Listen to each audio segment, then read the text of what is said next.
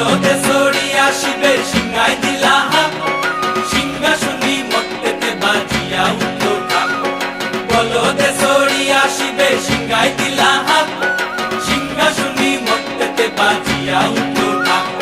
শিবের সঙ্গে কার্তিক গণেশ লক্ষ্মী সরস্বতী, শিবের সঙ্গে কার্তিক গণেশ লক্ষ্মী সরস্বতী। আশ্বিন মাসে বাপের বাড়ি আসেন ভগবতী, আশ্বিন মাসে বাপের বাড়ি আসেন ভগবতী।